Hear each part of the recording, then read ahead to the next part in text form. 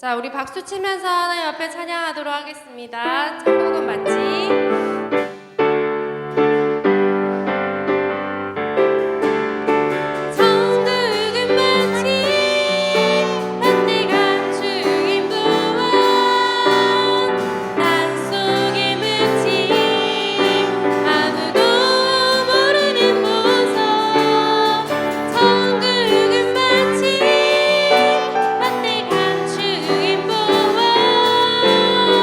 땅속에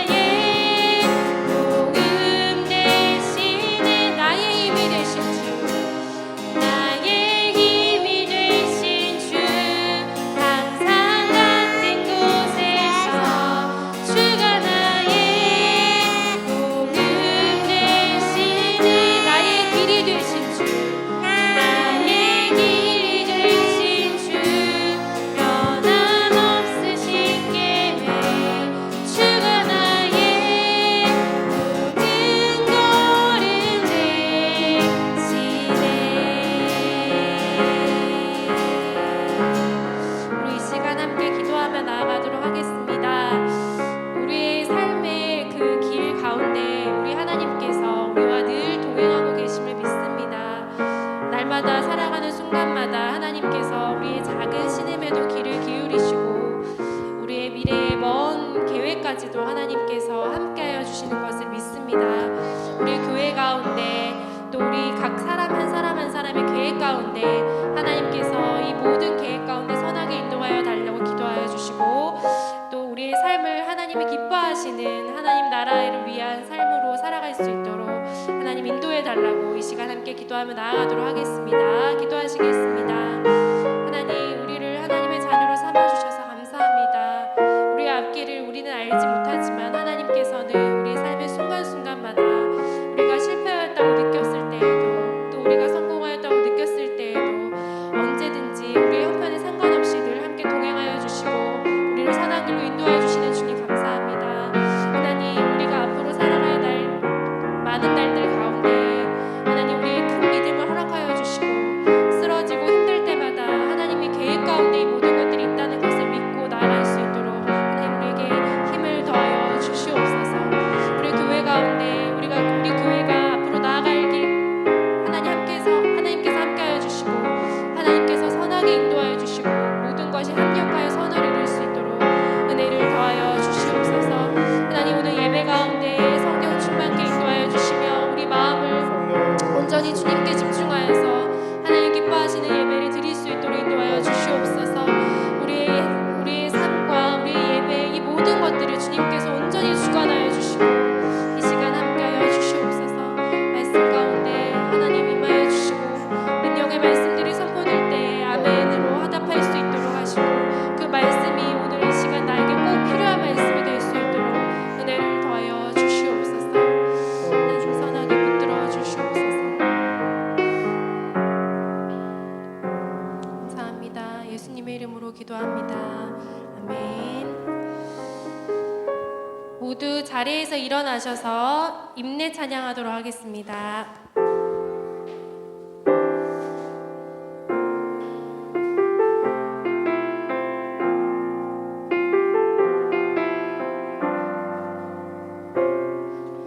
우리 모두 예배하는 자 되어 온전히 영과 진리로 주를 예배하자.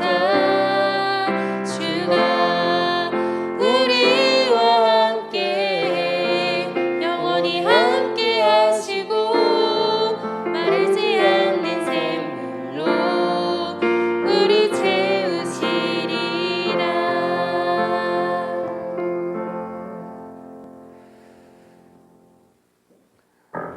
그러므로 형제들아, 내가 하나님의 모든 자비하심으로 너희를 권하노니 너희 몸을 하나님이 기뻐하시는 거룩한 산 제물로 드리라. 이는 너희가 드릴 영적 예배니라. 아멘. 사도신경으로 우리의 신앙을 고백하겠습니다. 나는 전능하신 아버지 하나님 천지의 창조주를 믿습니다.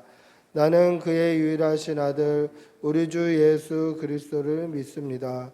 그는 성령으로 잉태되어 동정녀 마리아에게서 나시고 본디오 빌라도에게 고난을 받아 십자가에 못 박혀 죽으시고 장사된 지 사흘 만에 죽은 자 가운데서 다시 살아나셨으며 하늘에 오르시어 전능하신 아버지 하나님 우편에 앉아 계시다가 거기로부터 살아있는 자와 죽은 자를 심판하러 오십니다.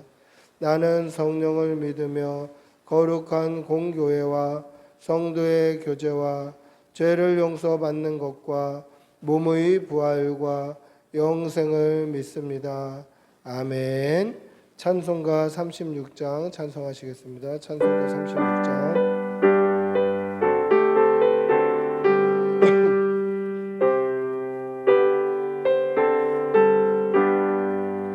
주 예수 이름 높이어 다 찬양하여라. 금면류관을 들여서 만유의 주 찬양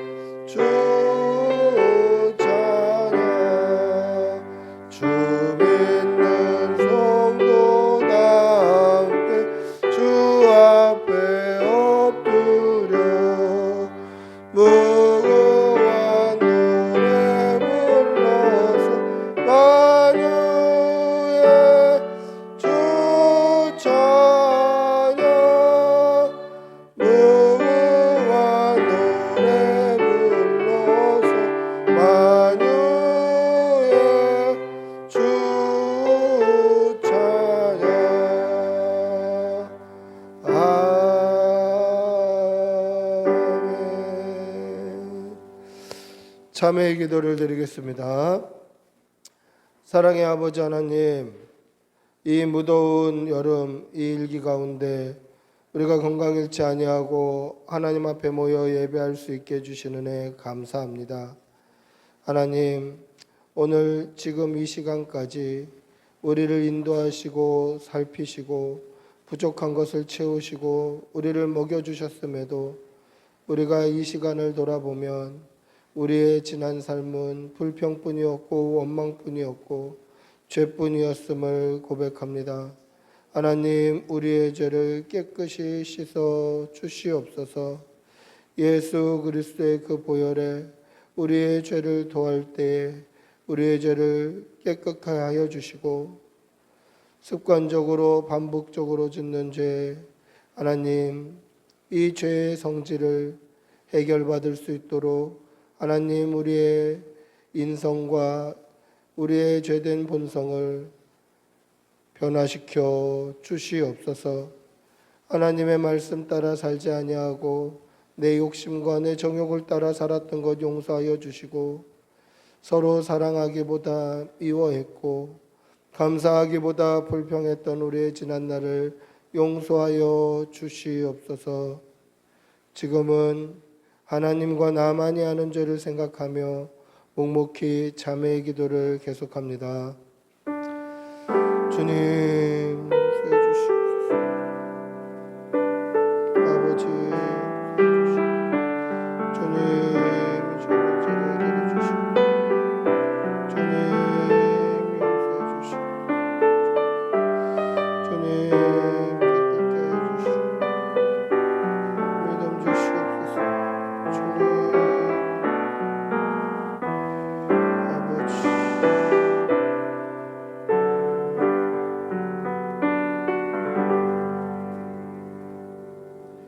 하나님의 사죄의 음성을 듣겠습니다.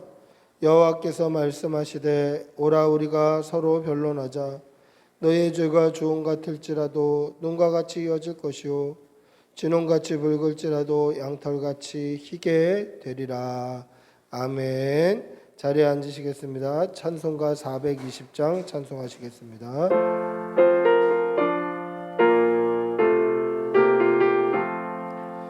너 성결케 위해 늘 기도하며 너 주 안에 있어 늘 성경 보고 온 형제들 함께 늘 사귀면서 일하기 전마다 너 기도하라.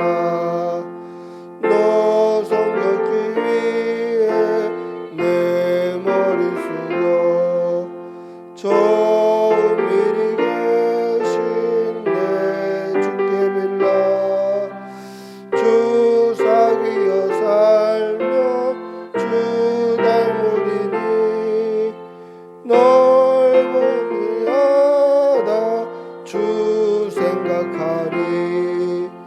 너 성결케 위해 주 따라가고 일 다급하여도 당황치 말고 참 즐거울 때나 또 슬플 때야 너 주님만 믿고 늘 따라가라. 너 성결케 위해 늘 기도하며 내 소원을 주께 다 맡기어라. 너 성령을 받아 주 섬겨 살며 저 천국에 가서 더 잘 섬기리. 아멘. 우리를 대표해서 신중평 집사님 기도하시겠습니다.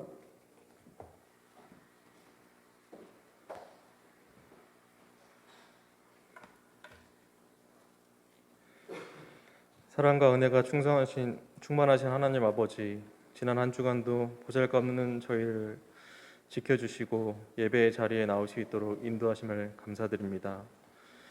이 시간도 하나님의 크신 은혜를 받아 신령과 진정으로 예배를 드리오니 주님 홀로 영광 받아 주시옵소서. 우리의 모든 것 아시는 주님, 저희들은 너무나도 작은 믿음을 가지고 있기 때문에 작은 죄에도 넘어지고 쓰러집니다. 제 앞에 스스로 생각하고 행동한 부분이 있다면 이 시간 주님 앞에 내려놓고 회개하오니 용서하여 주시옵소서. 우리의 연약함을 아시는 주님, 이 나라 성도들을 위해 기도합니다. 코로나로 인해 많은 예배가 변화되고 없어지면서 거짓 선지자들로 인해 진료와 거짓이 섞여 많은 사람들이 혼란을 겪고 있습니다. 진정한 하나님이 누구인지 분별력 있는 선한 영향력을 가질 수 있도록 지혜와 능력을 주시고 온 교회 성도들이 날마다 성령 안에서 주님이 원하시고 온전히 주님만을 위한 기도와 찬양을 드릴 수 있도록 인도하여 주시옵소서. 저희 교회를 이 자리에 세워주시고 오늘 이 시간까지 사랑하시는 주님, 절반이 남은 한 해도 놀라운 축복의 은혜로 채워주시옵소서. 부족하지만 성도들의 전도로 인하여 하나님 나라의 부흥이 일어나게 하여 주시옵소서. 저희 가정마다 말씀으로 하나 되게 하시고 온전히 믿음의 가정들로 세워지게 하여 주시옵소서. 귀한 말씀 선포하실 담임 목사님에게도 신령한 능력과 권세로 함께 하시고 온전히 능력의 말씀이 선포되어 주님의 영광을 드러나게 하시옵소서. 듣는 성도들의 성령이 충만하고 권능의 말씀으로 성령의 감동을 받아 세상의 빛과 소금의 역할을 하는 참된 그리스도인의 삶이 될 수 있도록 인도하여 주시옵소서. 남은 예배 시간도 오직 성령 하나님께서 인도하여 주실 줄 믿고 우리 주 예수 그리스도의 이름으로 기도드립니다. 아멘.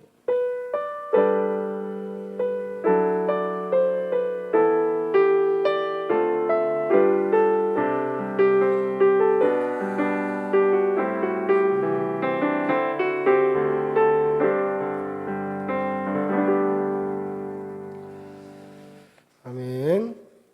하나님의 말씀 함께 보시겠습니다. 히브리서 12장 1절에서 2절입니다. 히브리서 12장 1절에서 2절. 히브리서 12장 1절에서 2절. 히브리서 12장 1절에서 2절.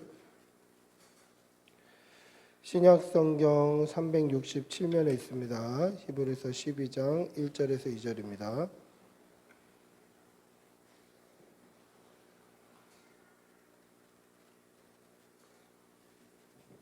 우리 한 목소리로 천천히 함께 읽겠습니다.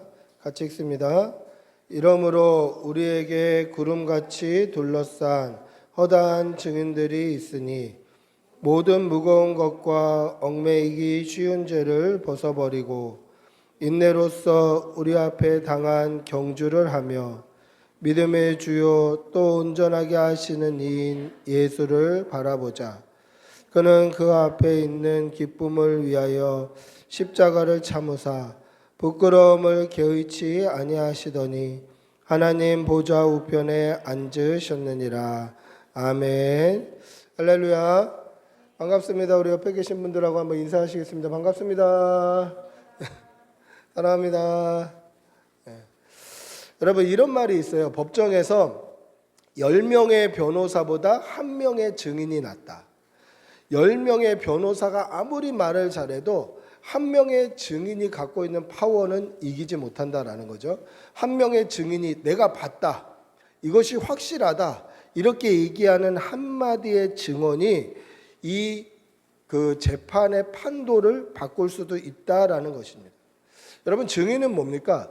증인은 자신이 본 것에 있어서 이 생명까지도 걸 수 있는 사람이 증인이에요. 자신이 본 것, 내가 확신한 것, 내가 믿는 것에 모든 것을 걸 수 있는 사람이 바로 증인이다라는 거죠. 그렇지 못하면 구경꾼에 불과해요. 근데 구경꾼이면서도 자기가 증인인 줄 알고 사는 사람들도 있다라는 거죠. 결정적인 순간에 티가 나는 거예요. 그러면 저도 구경꾼이었는데 증인이었던 것처럼 그렇게 했던 경우가 있어요. 제가 전도사 시절에 토요일 날 버스를 타고 교회를 가는데 버스 전용 차선에 버스랑 오토바이가 부딪혀서 오토바이가 넘어져 있고 오토바이 운전자가 길에 반듯하게 누워 있는 거를 봤어요. 보고 지나간 거예요. 근데 조금 있다 보니까 현수막이 하나 더 걸려 있는데 뭐라고 돼 있냐면 몇 월 며칠 이곳에서 일어난 버스와 오토바이 사고를 보신 분이 있으면 연락 주세요 하고 전화번호가 적혀 있는 거예요. 저는 그 사고 나는 건 못 봤는데 사고 이유를 봤잖아요. 근데 오지랖이 넓어서 전화를 한 거예요, 제가. 봤다고. 네.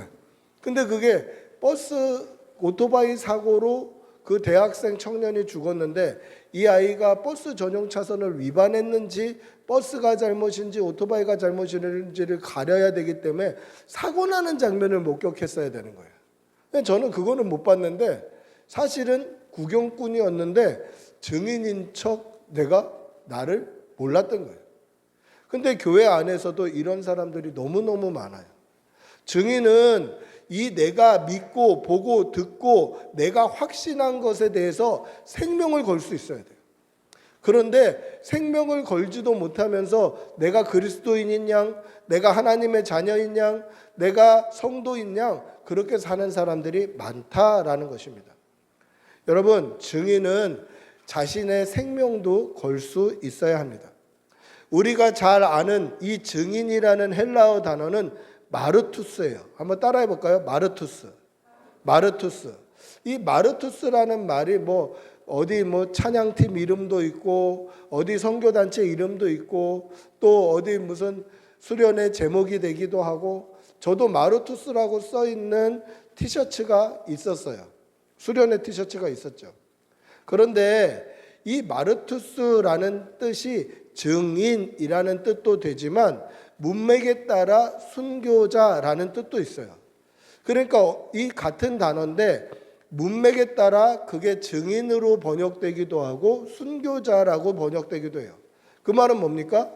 증인, 예수 그리스도의 복음, 십자가를 맡고 있는, 그것을 확신하고 있는, 그것을 믿고 있는 증인은 이 믿는 것으로 생명을 바칠 수도 있다라는 거예요. 순교자가 될 수도 있다라는 다짐, 그러한 마음의 뜻이 있어야만 증인이 될 수 있다라는 것입니다. 여러분, 오늘 우리의 믿음을 한번 돌아보시기를 바랍니다. 나는 이 복음, 십자가, 예수 여기에 생명을 걸 수 있을까?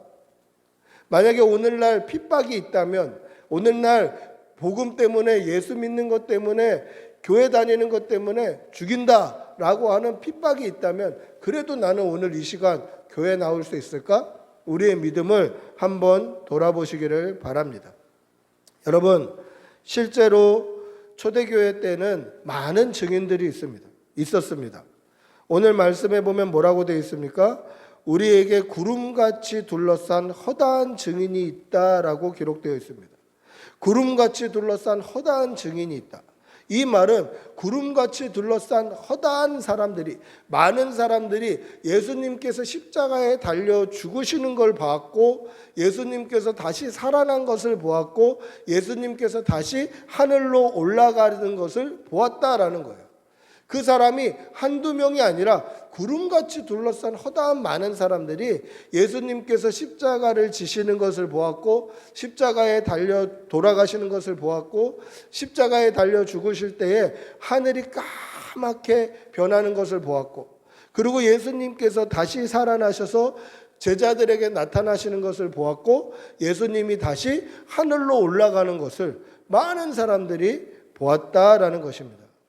그들은 이 자신들이 보고 믿고 확신한 것의 증인으로 살았어요. 마르투스로 살았어요. 그래서 십자가 때문에, 예수 믿는 것 때문에, 예수를 전파하는 것 때문에 많은 사람들이 죽기도 하고 옥에 갇히기도 했어요. 바울 사도도 그랬고, 요한 사도도 그랬고, 베드로 사도도 그랬고, 많은 제자들이, 많은 증인들이 옥에 갇히기도 하고 죽기도 했다라는 것입니다. 여러분, 이것이 우리가 배우고 따라가야 될 이런 신앙의 선배들의 모습이에요. 오늘날 우리에게는 그런 핍박이 없어요. 예수 믿는다고 죽지도 않고 교회 나간다고 총으로 칼로 위협하지도 않아요. 그러나 우리는 이 믿음을 배워야 해요. 이 믿음이 저와 여러분의 믿음이 되어야 합니다. 이 사실을 믿으시기 바랍니다. 우리가 속한 교단이 어디죠? 고신이에요. 저도 어렸을 때부터 우리 교단이 고신교단이다, 뭐 순교한 교단이다, 어렸을 때 또 SFC 학생신앙 운동이다, 이런 얘기를 수도 없이 많이 들었어요. 근데 수도 없이 많이 들었는데 도대체 고신이 뭐가 탁월한데, 고신이 뭐가 특별한데, 이거에 대해서는 좀 잘 몰랐던 것 같아요. 왜냐하면 교회에서 우리가 고신교단이다, 우리는 순교신앙의 선배들이 있다, 이런 얘기를 많이 해줬지만 그것에 대한 구체적인 얘기를 잘 해준 적이 없더라는 것이에요. 여러분, 예전에는 장로교, 대한예수교 장로교가 하나밖에 없었어요. 교단이 하나예요. 지금은 고신도 있고 통합도 있고 합동도 있고 뭐 기장도 있고 여러 분파들이 일어났는데 예전에는 하나밖에 없었어요. 대한예수교 장로의 교단이 하나밖에 없었어요. 근데 일제시대 때 이 장로교 총회 때에 장로교 총회를 하는데 총회 안건 중에 신사참배 동방요배를, 이거는 국민의례, 국가에 대한 맹세처럼 국민의례로 볼 수 있다라는 안건을 통과시키는 총회가 있었어요. 자, 신사참배가 뭐냐면 일본의 신들을 모시는 이 신사, 일본의 신들을 모시는 절, 이 절에 학생들이 가서 절을 하는 거예요. 인사를 하는 거예요. 그리고 동방요배는 뭐냐면 예배 전에 또는 학교에서 조회 전에 동쪽을 보고 절을 하는 거예요. 90도로 동쪽을 보고. 동쪽에 누가 있습니까? 일본이 있어요. 일본의 천황에게 절을 하는 거예요. 그러니까 교회가 예배드리기 전에 일본 천황에게 먼저 절하고 그리고 하나님께 예배드렸어요. 예배가 뭡니까? 예를 갖춰서 절하는 거예요.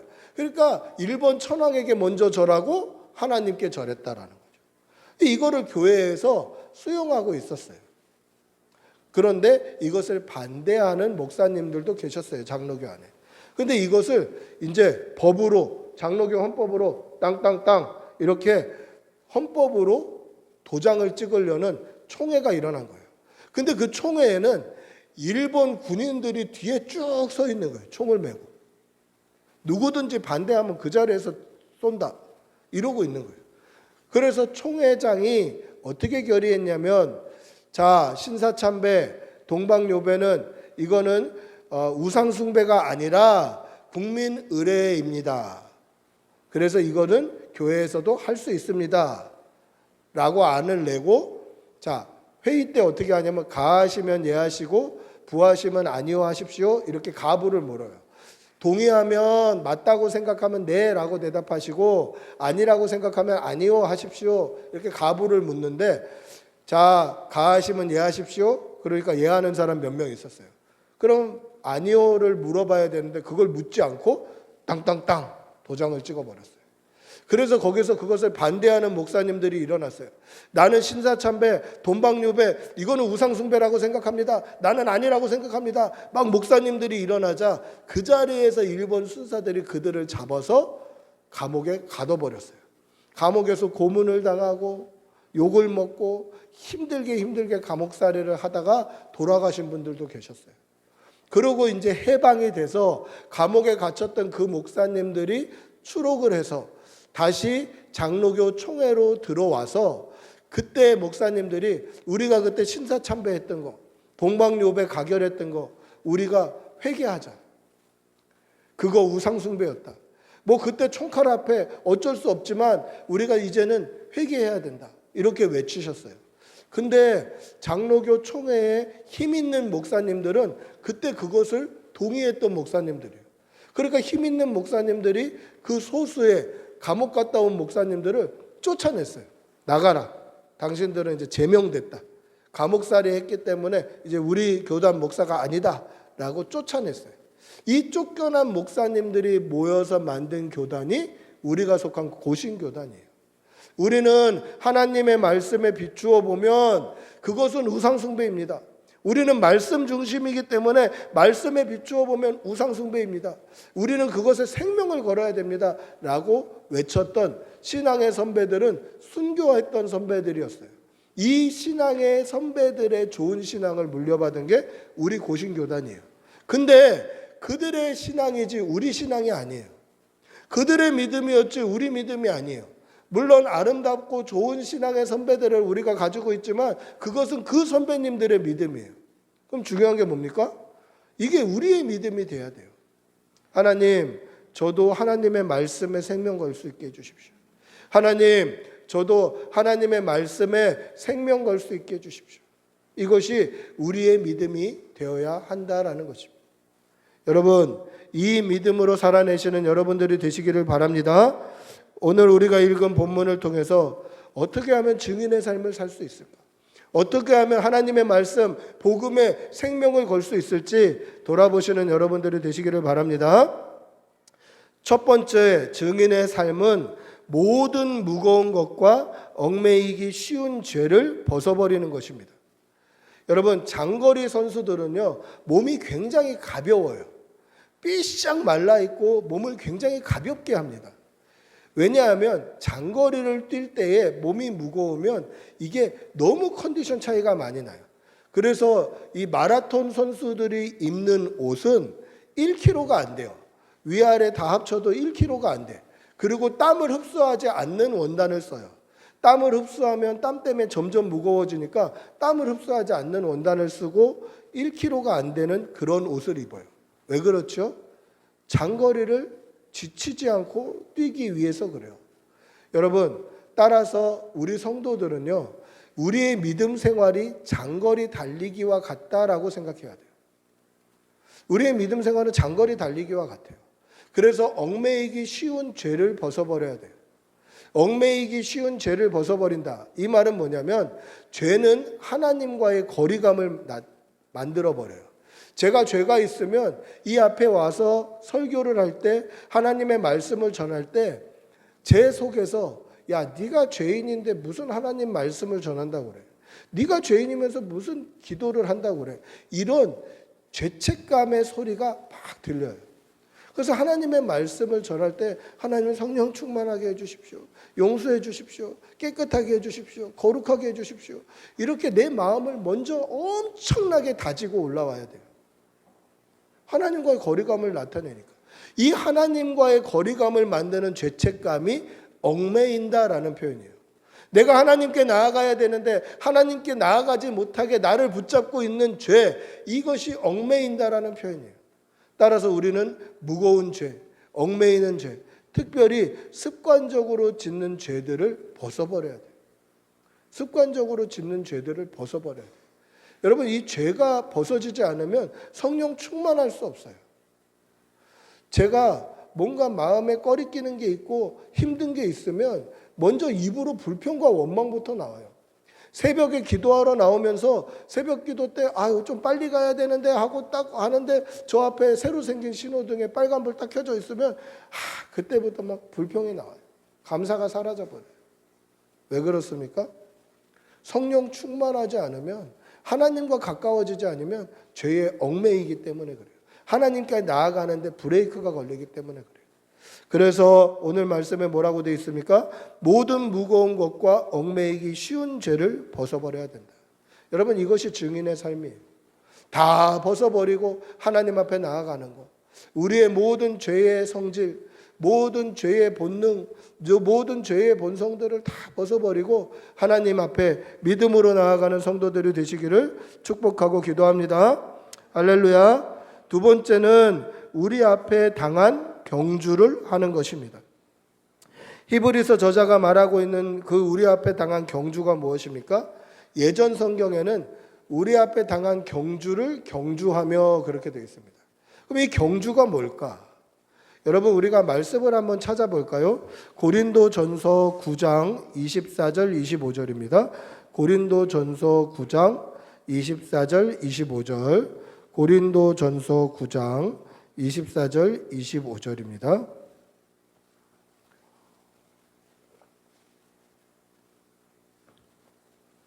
고린도전서 9장 24절 25절 같이 읽어보겠습니다. 고린도전서 9장 24절 25절 같이 읽어봅니다. 시작.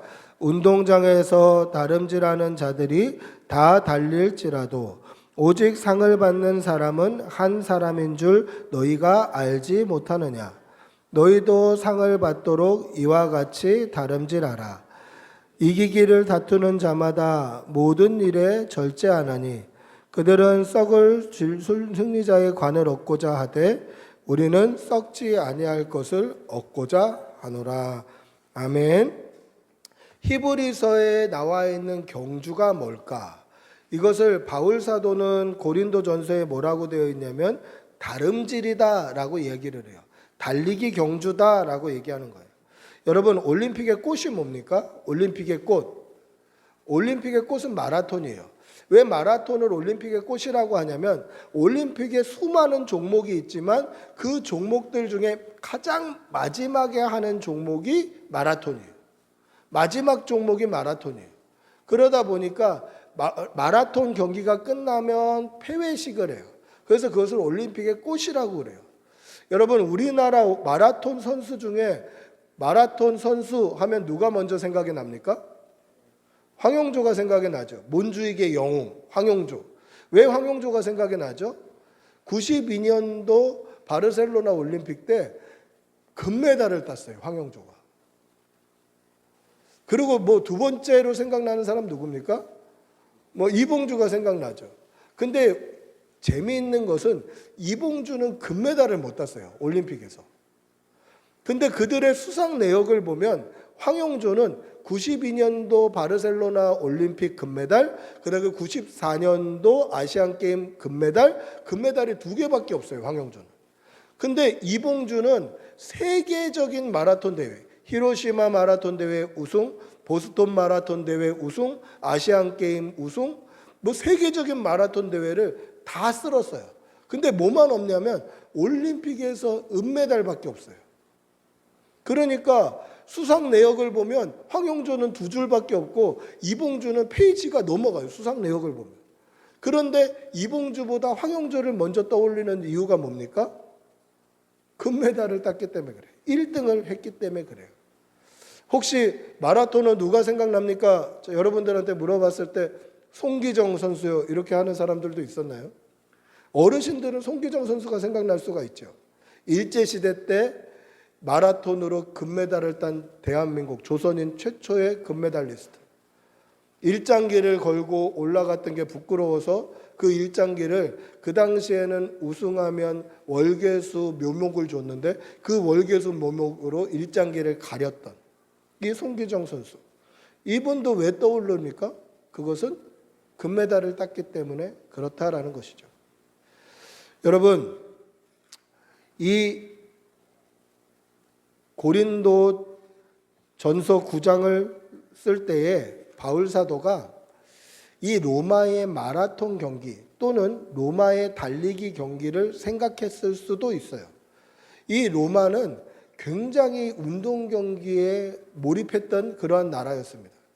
저도 이스라엘 성지순례를 갔을 때에 가이사랴라는 지역에 갔는데 이 가이사랴는 이 카이사 시저를 위해서 만든 도시예요.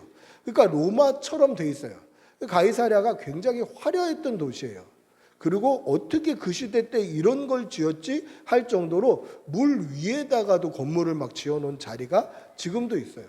근데 거기에 두 가지 특징적인 건축물이 있는데 그게 뭐냐면 극장이에요. 로마인들은 연극을 너무 좋아했어요. 그래서 극장이 있어요. 가이사랴에도 극장이 있어요. 그리고 그 극장 옆에 뭐가 있냐면 운동장이 있어요. 지금도 있어요. 전차 운동장. 그래서 이 트랙이 지금도 남아 있어요. 로마인들은 이 운동 경기, 달리기 경기 또는 전차 경기, 마차 경기를 굉장히 좋아했어요. 그래서 바울 사도도 이 성경을 쓸 때에 그 이야기를, 그 내용을 염두에 두고 썼을 거예요. 너희들이 보는 이 달리기 경기, 너희들이 보는 이 전차 경기, 이거 봐라. 그러면서 뭐라고 썼습니까? 운동장에서 다름질하는 자들이 다 달릴지라도 오직 상을 받는 사람은 한 사람인 줄 너희가 알지 못하느냐. 너희도 상 받도록 이와 같이 다름질하라. 그렇게 돼 있어요. 잘 보세요. 운동장에 많은 사람이 달려요. 그 많은 사람이 달릴지라도 상 받는 사람은 한 명밖에 없다라고 얘기해요. 금메달만 기억한다라는 거예요. 그러면 그 뒤에 뭐라고 돼 있습니까? 이렇게 얘기하는 게 맞을 것 같아요. 너희들도 금메달 따기 위해, 너희들도 1등 하기 위해 열심히 뛰어라. 이렇게 얘기하는 게 맞을 것 같아요. 근데 바울 사도는 1등 하란 말을 안 해요. 자, 운동장에 다름질하는 사람이 많다. 그들이 다 달릴지라도 상은 한 명만 받는다. 너희도 이와 같이 다름질해라. 이렇게 얘기해요. 1등 하라고를 얘기 안 해요. 상은 1등만 받는다면서 왜 1등 하라고 얘기 안 하죠? 왜 1등 하도록 열심히 노력하라고 얘기 안 하죠? 왜 그러냐면 세상에는 1등만 기억해요. 아까 얘기했던 것처럼 마라톤 선수, 그러면 황용조만 기억해요. 송기정 선수만 기억해요. 1등 했기 때문에 그래요. 세상의 관점은 그래요. 그런데 하나님의 관점은 어떻다고 되어 있습니까? 너희도 상을 얻기 위해서 다름질하라. 이렇게 되어 있어요. 1등 하라라고 얘기 안 해요. 그냥 다름질하라라고만 되어 있어요. 그 말은 뭡니까? 하나님이 주시는 상은 1등, 2등, 3등 등수로 주는 상이 아니다라는 거예요. 마지막까지 열심히 달리면 하나님은 상을 주셔요. 근데 뭐가 중요합니까? 등수가 중요한 게 아니라 방향이 중요해요. 하나님이 원하시는 방향, 하나님이 인도하시는 방향, 하나님께서 그곳에 있기를 원하시는 그 방향을 하나님은 더 먼저 보신다는 거예요. 등수는 상관없어요. 그렇기 때문에 우리는 하나님이 원하시는 방향으로 좀 늦더라도 열심히 달려야 해요. 그래서 우리의 생명이 끝나는 그 순간 하나님이 원하시는 자리에 딱 있어야 돼요. 그게 증인의 삶이에요. 여러분, 하나님이 원하시는 대로 달리시는 여러분들이 되시기를 바랍니다. 하나님은 1등을 원하시는 게 아니에요. 세상은 1등만 기억하지만 하나님은 방향을 보시는 거예요. 네가 어떻게 달렸니? 내가 원하는 대로 달렸니? 내가 가라는 대로 달렸니? 내가 있으라는 곳에 서 있니? 하나님은 그것을 보시는 거예요. 여러분, 상 받기 위하여서 열심히 달리시는 그 부르심의 상을 위하여서 끝까지 경주를 경주하시는 그러한 성도들이 되시기를 바랍니다. 끝까지 아름답게 인내로서 하나님이 원하시는 믿음의 경주를 잘 달려서 하나님의 기쁨이 되며 하나님의 증인이 되시는 그러한 성도들이 되시기를 축복하고 기도합니다. 할렐루야. 세 번째는 믿음의 주요 또 온전하게 하시는 이인 예수를 바라보는 것입니다. 여러분, 증인으로의 삶이 무엇입니까? 증인으로서의 삶은 내가 보고 알고 믿고 확신한 것을 굽히지 않는 거예요. 처음부터 끝까지 나는 증인으로서 내가 보고 믿고 알고 확신한 것을 굽히지 않겠다. 이것이 바로 증인의 삶이다라는 것입니다. 오늘 말씀에 뭐라고 되어 있습니까? 믿음의 주요 또 온전하게 하시는 이인 예수를 바라보자. 이렇게 말씀합니다. 예수님께서 믿음의 주다. 이 말은 믿음의 주인이다. 우리가 믿어야 할 주된 대상이다라는 겁니다. 그리고 예수님이 우리의 믿음을 온전케 하시는 분이다라는 말이에요. 이 말은 더 쉽게 말하면 예수님이 믿음의 출발점이요, 예수님이 믿음의 완성이다라는 거예요. 우리가 믿어야 될 대상이 뭡니까? 우리가 증인으로 증언해야 될 대상이 뭡니까? 예수님이에요. 예수님이 믿음의 출발점이고 예수님이 믿음의 완성이다라는 거죠. 예수님이 우리 믿음의 첫사랑이고 예수님이 우리의 믿음의 마지막 끝사랑이 되어야 된다라는 거예요. 여러분, 이것이 바로 증인의 삶이다라는 것입니다. 우리의 믿음의 시작도 예수님, 우리의 믿음의 끝도 예수님이 되어야 하는 것입니다. 여러분, 우리의 믿음의 시작이 어떠합니까? 우리 믿음의 시작은 세상으로 향해 있던 우리의 시선을 예수님을 바라보는 것으로 시작이 되는 거예요. 세상으로 향해 있고 세상을 바라보던 우리의 눈이 우리의 눈을 들어 예수님을 보는 것으로 우리의 믿음이 시작된 거예요. 이게 우리의 믿음의 시작이에요. 그리고 그 눈이 예수님에게서 떠나지 않는 거죠. 언제까지요? 우리의 생명이 끝날 때까지. 이것이 믿음의 주요 온전하게 하시는 이인 예수를 바라보는 거예요. 우리가 예수님을 바라봄으로 믿음이 시작됩니다. 그래서 그 시선이 끝나지 않는 거예요. 우리의 생명이 끝날 때까지 예수님을 향해진 시선은 변함이 없어야 돼요. 이것이 예수님을 사랑한다라는 증거예요. 이것이 예수 믿는다라는 표시예요. 여러분 이 사실을 믿으시기 바랍니다. 여러분 사랑한다라고 하면 그 사랑함의 증거가 뭡니까? 눈을 보고 얘기하는 거예요. 눈을 보고. 지난주 금요일 날 제 친구가 이제 교회를 방문했습니다. 휴지 두 손에 휴지를 가득 들고 저희 교회를 방문했는데 이 친구가 상담 전공자예요. 서울대학교 상담학 박사예요. 그리고 지금 교수님이에요. 근데 상담학 박사니까 얘기를 할 때 친구인데 제 눈을 뚫어져라 보는 거예요.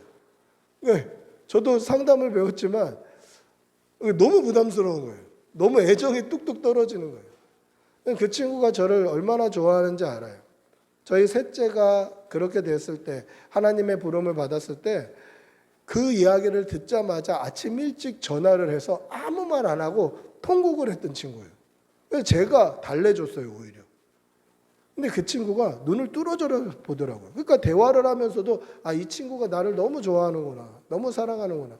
그래서 방학하자마자 친구 보러 왔구나. 이 생각이 들더라고요.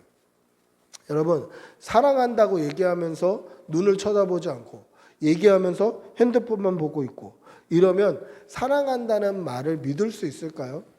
믿지 못해요. 저 사람은 나한테 관심이 없구나. 오히려 그렇게 생각이 돼요. 아니야 사랑해 사랑해 하면서 핸드폰 보고 다른 거 보고 눈도 안 쳐다보고 이거는 사랑한다라고 하는 말이 거짓말이에요. 그러면 뭡니까? 사랑한다는 증거는 뭐죠? 예수 그리스도를 바라보는 거예요.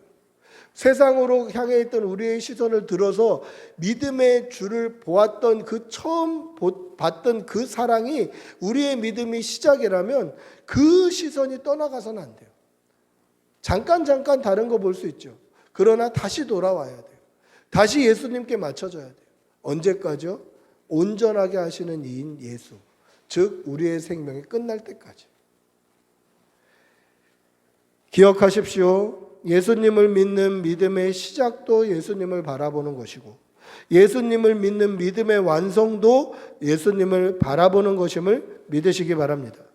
세상으로 향해 있던 우리의 눈을 돌려 예수님을 집중하시기를 바랍니다. 때로는 엇나갈 수 있어요. 때로는 다른 거 볼 수 있어요.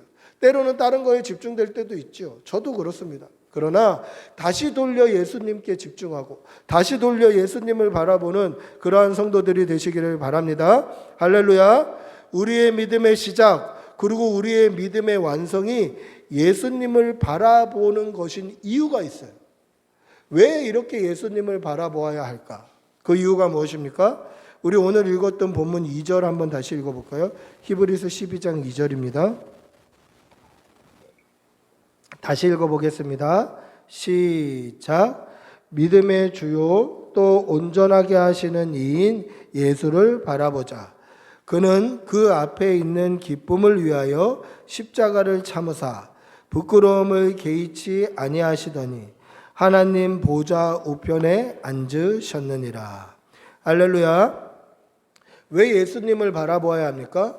예수님께서 우리를 위해서 십자가의 고통, 십자가의 고난, 십자가의 부끄러움을 피하지 아니하셨기 때문에 그렇습니다. 우리가 예수님을 바라봐야 되는 이유가 뭡니까? 예수님께서 그 십자가의 고난과 부끄러움을 개의치 아니하셨기 때문에 그렇다라는 것이죠. 여러분, 예수님도 이 십자가를 피할 수 있으면 피해 보려고 했던 정황이 드러나지 않습니까? 성경에 보면 예수님께서 마지막에 뭐라고 기도하십니까? 내 아버지여, 만일 할만하시거든 이 잔을 내게서 지나가게 하옵소서. 그러나 나의 원대로 마시고 아버지의 원대로 하시옵소서. 이렇게 기도해요. 그러니까 이 예수님의 기도를 가지고 못되게 해석하는 사람들은 뭐라고 얘기하냐면 예수님도 십자가 억지로 진 거다 이렇게 얘기해요. 근데 그 얘기가 아니에요. 예수님의 이 기도는 뭐냐면 우리의 죄를 해결할 수 있는 방법이, 만약에 다른 방법이 있다면 하나님 다른 방법 좀 사용해 주시면 안 되겠습니까? 그런데 제 뜻이 아니라 아버지 뜻대로 해 주십시오. 이 말은 이 십자가가 주는 고통과 치욕과 부끄러움이 얼마나 큰지 우리 예수님이 알고 계셨다라는 거예요. 여러분, 예수님은 십자가 지시기 전에 채찍에 맞으셨어요. 성경에 보면 채찍에 맞았는데 그 채찍이 그냥 채찍이 아니라 이 가죽끈 끝에 칼날, 쇠조각들이 박혀있는 그 채찍으로 예수님이 맞으셨어요. 한 대 맞을 때마다 살점이 떨어져 나가고 살이 팍팍 패이는 그 십자가를 지시기 전에 그 채찍을 맞으신 거예요. 그래서 채찍을 맞을 때마다 살점이 떨어져 나가요. 너무너무 아파서 땅에 구르게 되는 거예요. 그럼 땅에 구르면 어떻게 됩니까? 상처난 그 상처 사이로 흙과 모래가 들어가서 찢어질 듯이 아픈 거예요. 그렇게 피를 흘려요. 왜 그렇죠? 십자가에 못 박을 때 반항하지 못하게. 그리고 그 십자가를 지고 골고다 언덕길을 올라가요. 저도 그 길을 걸어봤어요. 그 길이 그렇게 넓은 길이 아니에요. 넓은 길은 우리 이 교회 본당 많았지만 좁은 길은 이 반만 해요. 이런 좁은 길에 구경꾼들이 잔뜩 서 있는 거예요. 예수님을 향해서 침을 뱉고 욕을 하는 사람들이 수도 없이 많이 서 있는 거예요. 이렇게 얼굴과 얼굴을 대면할 정도로 가까이 서 있는 그러한 골목도 있어요. 그 골목에 예수님이 십자가를 지고 몇 번 넘어지면서 올라가요. 그럴 때마다 채찍에 맞고 발길질 당하고 때리고 그렇게 치욕스러운 고통을 당해요. 그리고 십자가에 달리시기 전에 옷을 홀딱 벗기는 거죠. 속옷까지도 다 벗겨버려요. 부끄러움을 당하시는 거예요. 그리고 십자가에 달려 고통스럽게 죽으셨어요. 왜 이런 고통과 부끄러움을 개의치 아니하셨습니까? 오늘 성경에 보면 뭐라고 되어 있습니까? 그 앞에 기쁨을 위하여. 그 앞에 기쁨을 위하여 이런 고통과 이런 모진 박해와 이런 모진 부끄러움을 개의치 아니하셨어요. 그 앞에 기쁨을 위하여. 그 기쁨이 뭡니까? 이렇게 십자가를 져야만 저와 여러분이 살아나기 때문에 그래요. 예수님이 이렇게 십자가를 지셔야만 우리가 살아나기 때문에 저와 여러분을 살리려는 기쁨이 예수님의 그 고통과 그 부끄러움보다 컸다라는 거예요. 그 앞에 기쁨을 위하여 예수님은 십자가를 지셨다라는 거죠. 여러분, 우리 역시 그렇게 살아야 됨을 믿으시기 바랍니다. 우리에게도 그 앞에 기쁨이 있어요. 우리 앞에 있는 기쁨이 무엇입니까? 영원한 생명의 기쁨, 영생의 기쁨이 우리 앞에 있는 거예요. 그렇기 때문에 우리도 이 땅에서의 삶이 때로는 공고하고 힘들고 무겁고 어렵고 예수 믿는 것 때문에 핍박받기도 하고 불이익을 당하기도 하고 때로는 창피하기도 하지만 그 앞에 기쁨을 위해서 살아야 되는 거예요. 우리도 예수님처럼 그 앞에 기쁨을 위해서 내가 이 힘든 것 이겨내면 영원한 생명을 얻지. 내가 이 힘든 거 이겨내면 우리에게는 천국이 있지. 이 사실을 믿으시기를 바랍니다. 만약에 이 십자가로 저와 여러분이 천국 갈 수 있다면 예수님은 저와 여러분을 위해서 이 십자가를 개의치 않고 지셨다라는 것이죠. 그 앞에 기쁨을 위하여.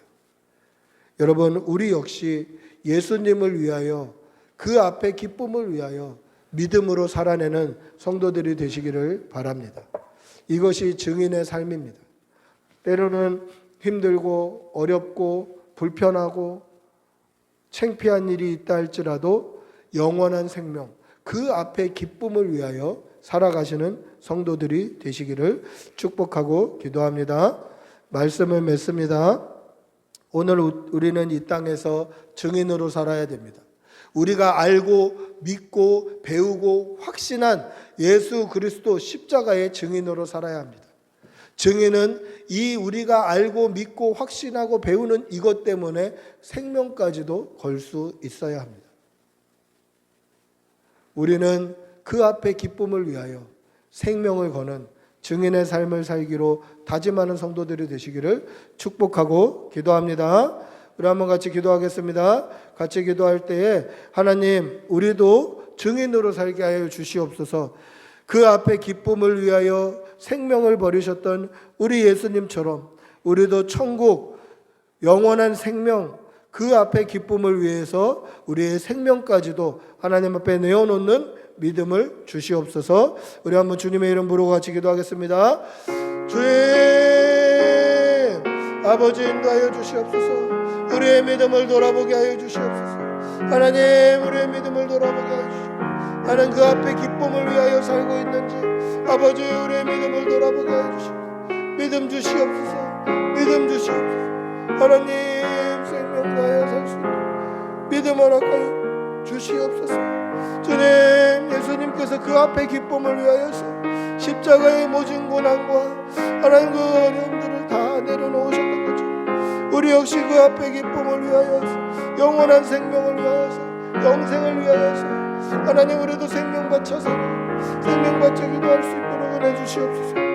주님 도와주시옵소서. 주님 도와주시옵소서. 아버지 도와주시옵소서. 주님, 우리의 생명을 하나님 앞에 믿음으로 살아갈 수 있도록 도와주시옵소서. 주님 도와주시옵소서.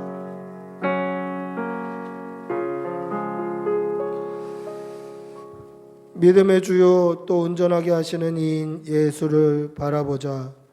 그는 그 앞에 있는 기쁨을 위하여 십자가를 참으사 부끄러움을 개의치 아니하시더니 하나님 보좌 우편에 앉으셨느니라.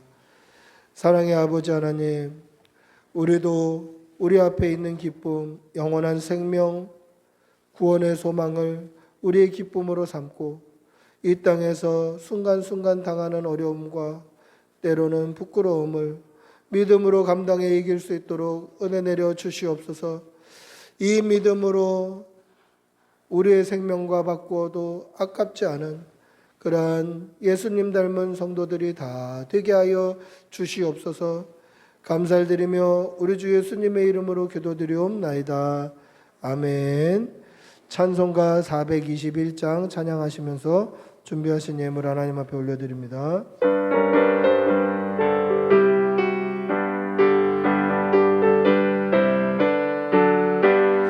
내가 예수 믿고서 죄사함 받아 나의 모든 것 다 변했네.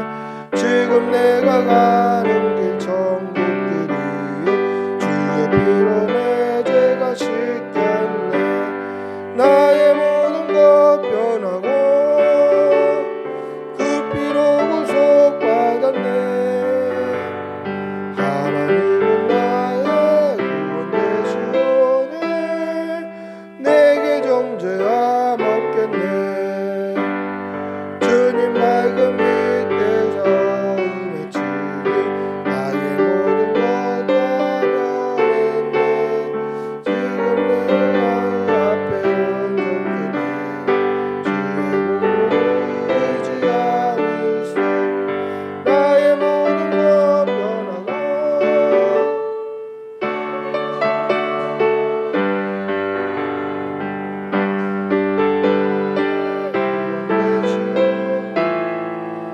내게 정죄함 없겠네. 내게 성령이 임하고 그으신 사랑 나의 맘에 가득 채우며 지금 영고 내게서 물리치시니 내 맘 항상 주 안에 있겠네. 나의 모든 것 변하고 그 피로 구속받았네.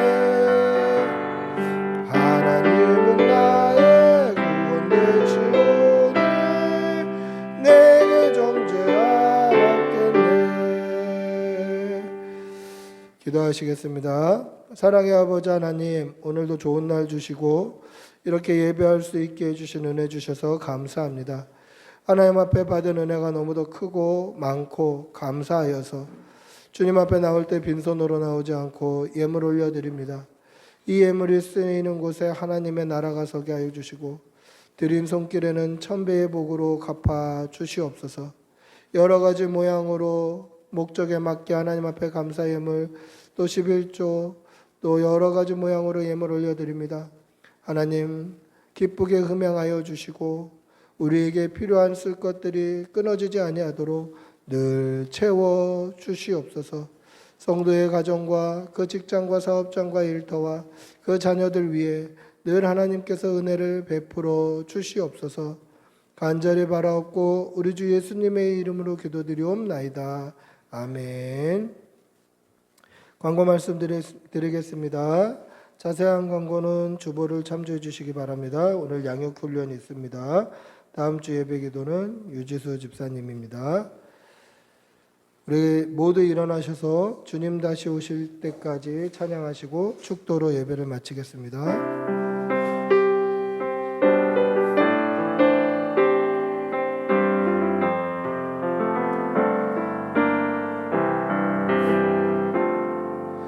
주님 다시 오실 때까지 나는 이 길을 가리라. 좁은 길 나의 십자가 지고 나의 가는 나는 주님을 보리라. 영광의 내 주님 나를 맞아주시네. 주님 다시 오실 때까지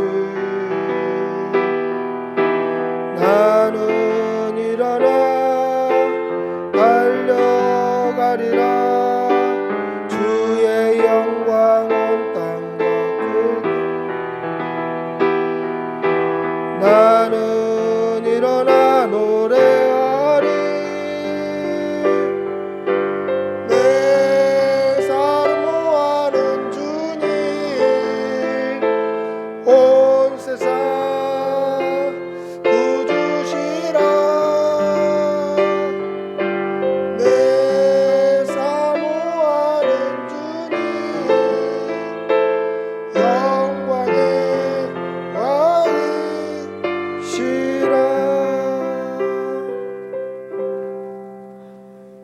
기도하겠습니다.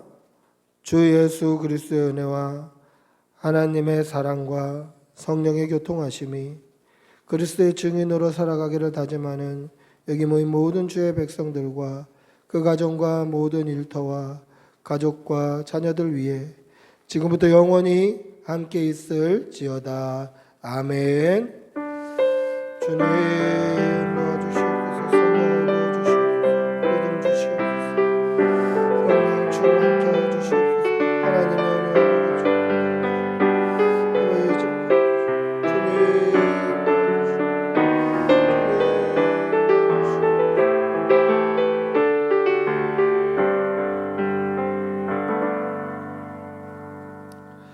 예배를 마쳤습니다.